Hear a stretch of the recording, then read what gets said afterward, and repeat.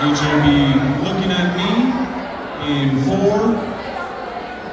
quieting down our voices in 3, let's be sitting down in 2, let's look up this way in 1, and peace. Thank you. Thank you for getting quiet. I appreciate it. I know that I don't like doing assemblies probably as much as you don't like coming to them because it's a little unstructured. It takes some time. I need you to sit quietly while we're doing this, and I know that that's hard to do. Our 6th graders did a really good job. Our 7th graders had literally like 5 students that had an issue with it. I'm hoping that you all will do a great job. I will try to get through this as quickly as possible. Should take me about 15 minutes. The volume that we have here right now is absolutely perfect. So let's keep that up. There will be time for questions later. We're not going to do questions right now if you have anything to ask about or an idea, but I do have a slide on here that says if you do have questions, here's what you need to do, okay? So we are spending a little bit of time today just looking at, I call them focus areas, so things that we just need to get better at here at Ames Middle School. The agenda is up there. I'm going to explain why we decided to focus on these things. Those things are being in class when we're supposed to be in class, the language that we use here at the building, and then keeping our building safe and nice and clean. You all are doing a great job right now. I had to talk to 7th graders about this, well, most of you are. I need you to keep your feet off the seats in front of you because this is such a nice space that I don't want it getting dirty. You guys don't want to sit in dirty seats, and so that's why we ask you to put your feet down when you're in here. But thank you so much for almost all of you who are doing exactly what I ask. So here's the why. A lot of this came from you all, but some of it did come from me. I've been here about 6 months now. I've known you all about 4 months, and really my idea coming in after replacing Mr. Michael was, let's just keep things the way they are, see how things are going. I didn't want to kind of rock the boat, if you've heard that phrase before, so let's not change anything.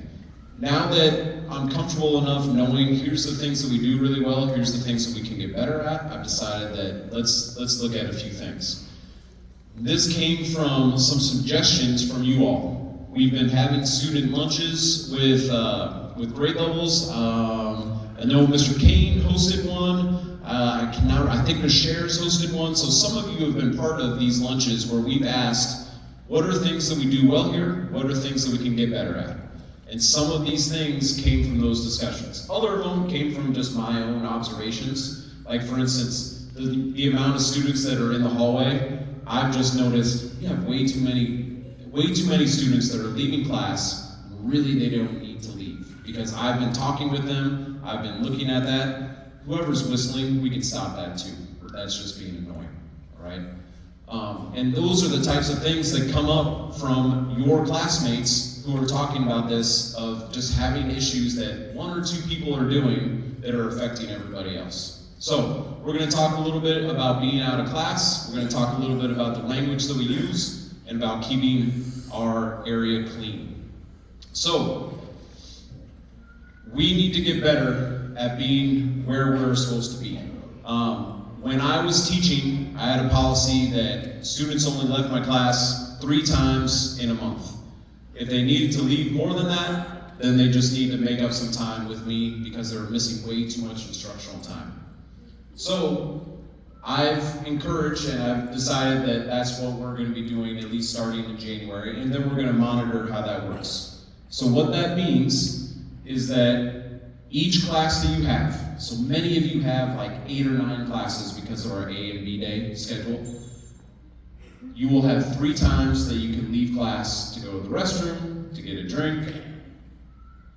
Basically, that's it. If you have a legitimate reason, like you're going to the library to turn in a book, that does not count. It's really just using the restroom or getting a drink. That is, I think, more than enough times to be able to leave in a month. If you have a medical issue, I've already had a few students contact me, hey, Mr. Fry, I got this going on, what about that? That is something that I need you to let me and your teachers know about, and we can figure out how to best support you with that. I want everybody to be healthy, and I want everybody to be happy, but I also want us to gain some responsibility. One of the things that we're about teaching us here, to know when we really need to leave class and when we don't. If you get to that fourth time, what the next step is you will be able to leave, but you have to make up that instructional time either before school or after school with your teacher for 15 minutes. The reason that I do that is if you've missed Mr. Lyle's class 3 times, or you've left Mr. Lyle's class 3 times, that's probably about a half hour of instruction you've already missed. And now you're missing it again.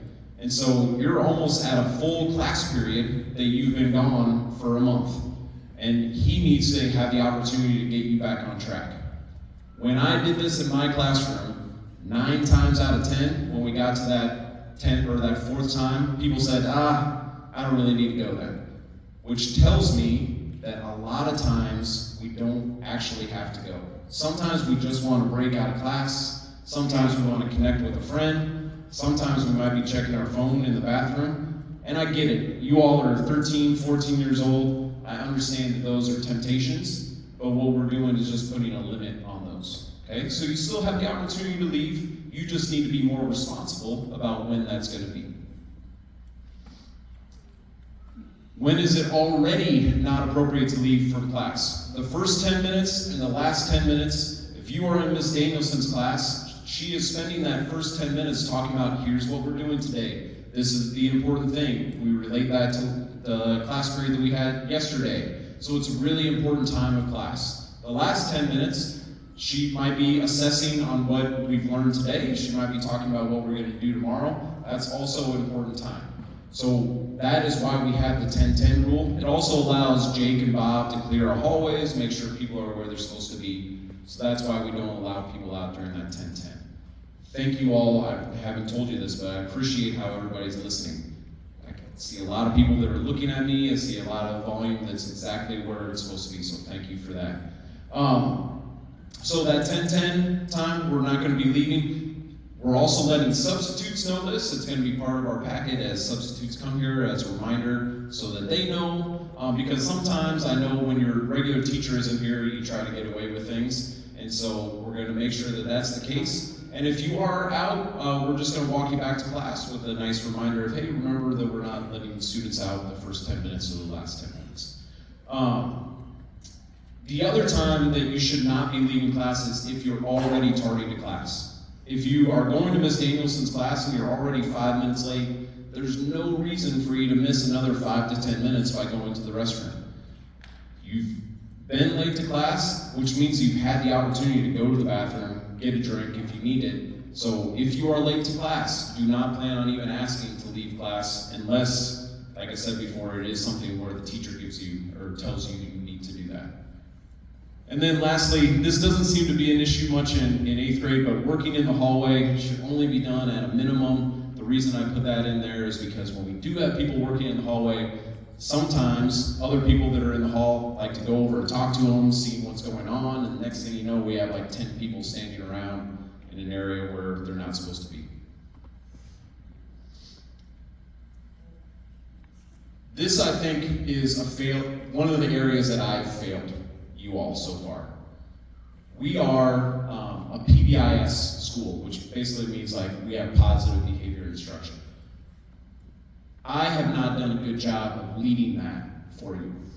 You all are 13, 14 years old, and we'd like to think that you know how to be responsible, and you know how to be thoughtful, and you know how to be safe. But I remember when I was 13 and 14, and I wasn't always making those decisions the best that I could. And so that's why we are actually going to have some instruction on why it's important. This is part of it. Like, this is what we call Tier 1 instruction. I'm letting you all know the rules and why we're doing that. If you continue to have issues with that, then it might be during win time that you're spending some time with me, or Ms. Dubois, or Ms. Dubois, of talking about how can we make better decisions about being in class when we're supposed to be in class.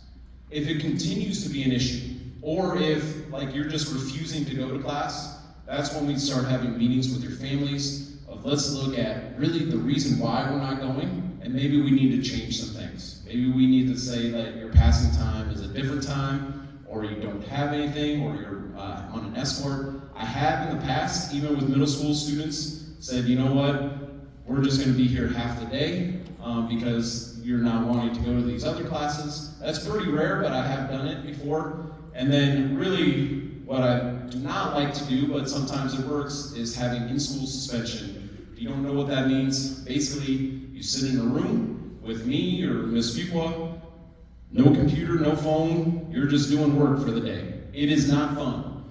You wouldn't like it, I certainly don't like doing it.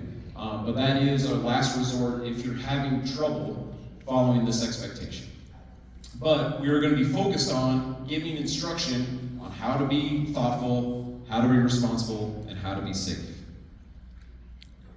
This issue about language is one that strictly came from your classmates, of saying that there are times where we are using language, even with our friends, that is hateful, that is not appropriate for school, and that just makes other people feel uncomfortable, okay? Things like using the N-word, using the R-word.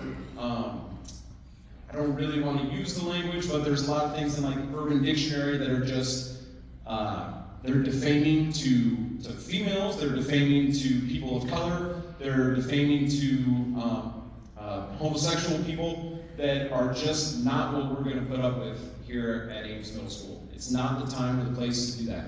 I can't control how you interact with your friends outside of school or at home, but we can establish that this is what we're going to do here at Ames Middle School. I know that this is language that many of you use all the time, and it might be totally fine to use with your friends. But we are going to focus on what we need to change here. Ms. Fuqua and I might use inappropriate language when we're not in school, but we don't do that here because we know that this is where we're at. And part of instructing you on how to be a better person is about preparing you for like getting a job. Some of you have jobs. Some of you are really close to getting jobs, and I don't want you getting fired for using language that you don't have any skills to do. So this is where we're going to start having some intensive instruction, just like we would in math class and literacy class, of let's practice what this language looks like.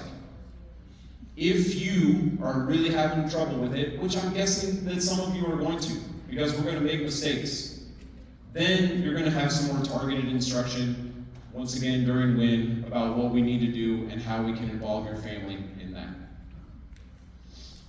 Last thing that's on here, and we don't have a huge problem with this, but every once in a while we have students that are using that type of language directed towards adults in the building.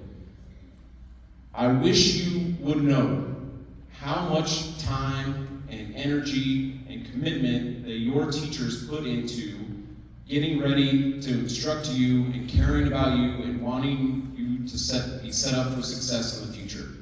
I know that it's hard for you as a 13 or 14-year-old to know that, but they did not sign up to come to school and get, verbally assaulted is the best way of putting it, by a 13 or 14-year-old. And I get it, that most of the time that happens when we are upset and we're angry and we don't know how else to act. That's why we're going to put plans in place for saying, okay, I get it, you were mad, we got to go home for today. I want you to think on what happened that caused this, what was the situation, how can me, Ms. Fuqua, Mr. Knudsen, how can we help you avoid that situation in the future, and how can we come up with a plan to get better at this. So I've already addressed some of this. We were going to have lessons in WIN. I'm working on writing those right now. I'm sorry about the delay in that, but I want those to be just like you would have math instruction or literacy instruction. We need to talk about language. If you need more support in that, then you'll be pulled out maybe before school or after school or during lunch to have some more in-depth conversations about that. We're going to work on getting better at the conversations we have with adults and practicing that. We're almost done. I know this is long, and I appreciate all of you sitting and being great at listening. This is one that I wish Ms. Alberts was able to stop in, but she is busy right now. Here are some pictures of your all bathrooms. Take a minute, soak that in.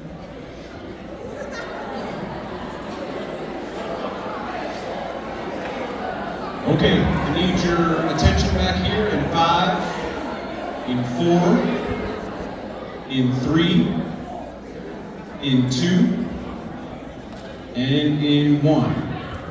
I'm just going to take those pictures back off. I am glad that that sparked some sort of reaction. Here's what I want to kind of personalize for you. You all have been here for 2 years.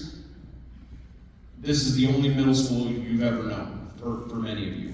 When I came in here about a year ago and interviewed for the job and walked around, I was like, wow, this is an incredible school. I worked in Des Moines for 16 years, and I will tell you that none of the buildings I've ever worked in compare to how nice this building is. You all might not recognize that. What I want to instill in you is that you should be proud of this building, and you should be proud to be an Ames Middle School Little Cyclone. When we treat our building the way that I'm really thinking that it's a very small amount of people, when we treat our building like that, it basically says that we don't care about the situation that we're in. And so I'm trying to personalize this with you, that Miss Alberts, if you haven't met her, nice lady, I'm sure you've seen her around the building, taking care of our hallways, our bathrooms, our cafeteria. She is the only person, there's one person here every day cleaning up after us. For 1,100 people, we have one person that's doing that. There are other people that help at night, but while we're at school, we only have Ms. Alberts. And then when she sends me pictures like this from the bathrooms, man, that just like breaks my heart that is her job, of how hard she is working to do this. And we have, I'm once again hoping, a very small amount of people that are just trashing it like this. I want you to practice some empathy of thinking about, what if that was my job? Or what if that was my mom's job? Or my dad's job? Or my uncle? Or my sister or brother's job? I'm guessing that we would act a little bit different. So please, as leaders in this building, as 8th graders, help bring about the idea that this is not what we're going to do here at Ames Middle School. So these, we have more graffiti examples, and I hope that none of you want to walk into a bathroom that looks like this. So, some of the things that we are doing is just reinforcing that all food needs to be eaten in the cafeteria. That includes drinks. I know some of you bring, your family might be buying to Starbucks on the way to school. That's really nice of them, and that's great. That needs to be finished in the cafeteria. What we end up happening is people spill it. I'm sure it's an accident, but then it's just another thing to clean up. I know you all eat the latest lunch. We have breakfast that goes till 8:45, and your lunch is about 4 hours after that. I get it. That can be a long amount of time, but I know that you can do it. You should not be taking food into classrooms, into hallways, anything like that. I did let your families know about that as well too. And then the last thing is, if you do make a mess, like I said, it happens. I drop things all the time. The important thing is that we clean up after ourselves. And so you'll just be asked to help with that. I'll help you with it if I'm the one who's there. I don't want you doing that by yourself. But we just need to make sure that we're taking responsibility for our actions.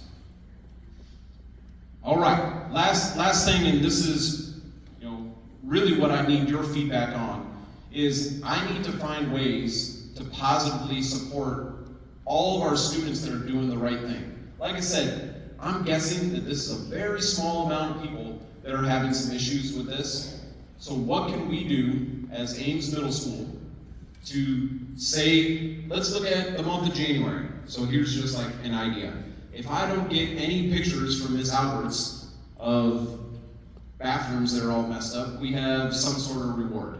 I don't know what that is, I'm just throwing out ideas here. But I would like to hear ideas from you all.